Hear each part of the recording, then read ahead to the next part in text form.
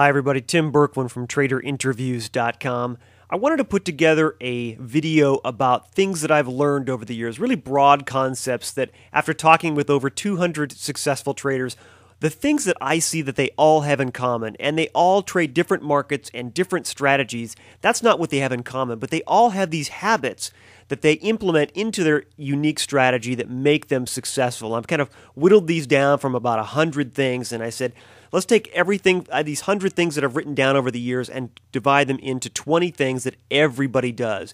And pretty much without fail, they all do this. There'll be a couple in there that vast majority do and some minority don't. But for the most part, all wealthy traders do these things. And I'm going to do this in two parts. We have 1 through 10 and then 11 through 20. So let's get started.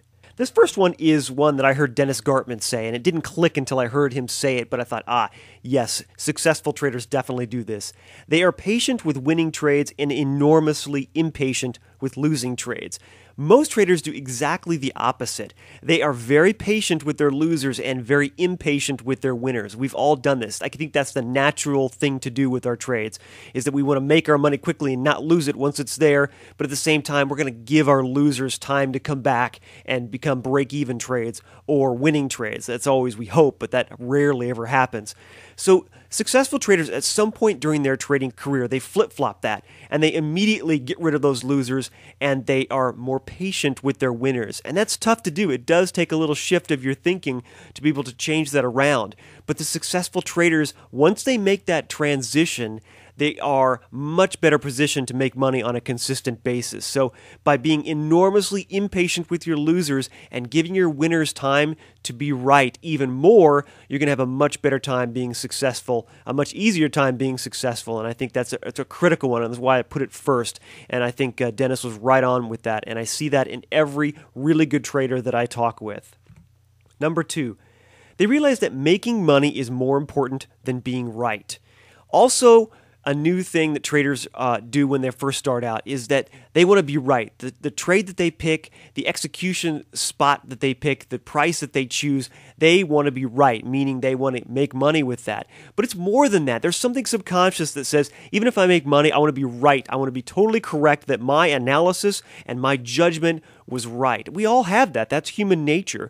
But when the traders make the transition and realize, I'm here to make money, and I'm not here to be right. Now, you may think that that's one and the same, but sometimes they aren't. You may think that a trade is a good trade, and you set it up properly, and you just don't wait long enough, and you are right, but you don't wait long enough for the trade to be right. It gets stopped out, and you are out of the trade. So their ego has to be put aside. We all have that ego that says, I want to be correct in every decision that I make. But in trading, the best traders realize that they're not going to be correct, obviously, in every single trade. And actually, many of the good traders will tell you that I'm wrong more than I am right, but I still make money because I have a strategy that I stick to on those winning trades, and I get rid of those losers quickly. I don't worry about being wrong. I worry about making money. And that is a critical distinction between successful traders and people who don't really make it in this business. They look at technical analysis as a picture of where traders are lining up. Everybody has this idea that chart reading is the way that you look into the market and find great trades. And that's true to an extent. But really successful traders see the chart as almost like, the way one trader described it to me is that it is a grocery store checkout line. And it's almost like they walk down an aisle, they're ready to check out, they've got their milk and their bread, and they look to all the checkout aisles, and they can see where the lines are the longest. Now, in the case of the grocery store, you want to avoid the longest line and get to the shortest line. But as a trader, you want to know where those traders are lining up. Where are people lining up to buy? And that's how a successful trader looks at a chart. They see it almost as a window of where traders are lining up to buy or sell, nothing more. They're not concerned with finding the right place to trade because they think a stock is expensive or cheap. We're going to talk about that more in a second too. But they only see it as a picture of where traders are lining up to buy or sell. That's what the chart is to them. And you have to think of it that way to be successful in this business. So, in other words, the way this trader said it to me is, I can see which lines are the longest, and the lines that are the longest of people that want to buy something, I go in and I don't join the line. What I do is I go in and ask the checker if I can do her job for a while and sell them that stock or sell them that currency. they become the checker. They see where the lines are in the checkout line, and they become the checker. So that's how the traders look at it. The charts are not just about moving averages and throwing off as much garbage on the chart as you can, but it's where traders are lining up to buy or sell. It's as simple as that. Number 4, before they enter any trade, they know exactly where they will exit for either a loss or a gain.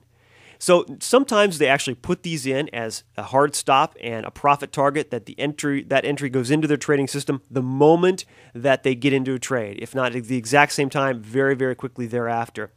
But every trade is planned that way. They know exactly where the stop is and where the profit target is on every trade. They don't get in and then decide after the fact. It's very easy for you and all of us to get in there and say, I know this is going to go up. I'll worry about how much money I'm going to make later or what my loss will be. No. They know the moment they decide to get in there and into that trade exactly where both of those points are. So before you get into a trade, make sure you know and you have some basis for where that is, whether it be an open level or a pivot point or a moving average on the downside. Every profit target and every stop loss have to have something backing it up. It rarely is an arbitrary thing. It's rarely 6 ticks or 6 pips or a point. It's got to be based on something else besides just an arbitrary number of the amount of money you want to make or are willing to lose. If the chart doesn't back it up, if the level doesn't back up what your risk factors are and how much money you're trying to make and what your risk-reward ratio is, you shouldn't be taking the trade. Number 5. They approach trade number 5 with the exact same mindset they did with the 4 previous losing trades. What I mean by this is if they have 4 losing trades in a row, they approach number 5 with the same enthusiasm, the same gusto, and the same conviction as they did the previous 4 trades. That's not easy to do. We all have this idea that, okay, I've been wrong 4 times in a row, going back to that wrong or right thing. I haven't been right on this trade four times in a row. I'm going to bring my size down for number 5, or I'm going to make some adjustments on number 5. Excellent traders don't do that. Just because they've been wrong 4 times in a row doesn't mean they assume that something has changed in the market. It may mean that they're reading the market incorrectly, they're not seeing properly where those buyers and sellers are lining up. But if they see nothing different in the chart, if nothing has changed in the market itself that tells them something has changed, they don't assume it. And they go into trade number 5 exactly the same way they went on in the previous 4. Now, they will also tell you that if you have 6 or 7, 8 losing trades in a row, something is probably wrong. You need to step back and decide and figure out what it is that has changed because something has changed. But until that happens, they are very, very good at saying, I'm going into this next trade because that's what my system tells me, that's what my strategies tell me, and I'm confident in that strategy.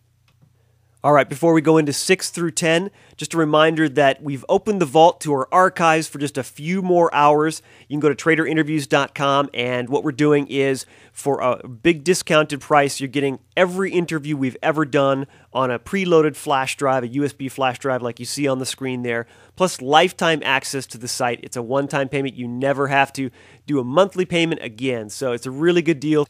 Go over to traderinterviews.com. You'll see a button on the homepage to get there now. And we don't offer the archives very often. I don't know when we're going to offer them again. So get signed up. It's a great way to really dedicate at least a little bit of time every week to improving your trading ability by listening to the traders that I talk to. And I get really quickly into the meat and potatoes of their strategies. We don't talk about current market environment so much as how do you trade, how do you make money. So traderinterviews.com, and you'll see the sign-up link there.